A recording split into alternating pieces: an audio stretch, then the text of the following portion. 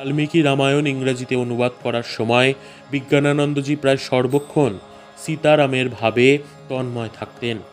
এই সময় তিনি একদিন ভক্তদের কথায় কথায় বলেন, কয়েকদিন পূর্বে বাইরে শুয়ে আছি, এমন সময় হঠাৎ ঠাকুরের কথা মনে পড়ল।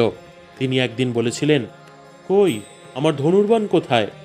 তাই ভাবলাম ঠাকুর ও মায়ের ছবিও রামায়ণে দেব।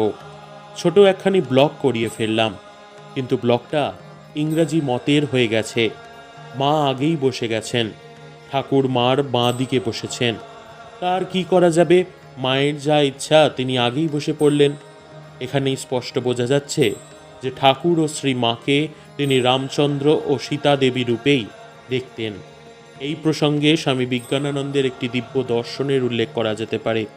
তিনি একবার উত্তরপ্রদেশের এক ভক্তের গৃহে গিয়েছিলেন। ভক্তটির ইষ্ট দেবতা শ্রী রামচন্দ্র।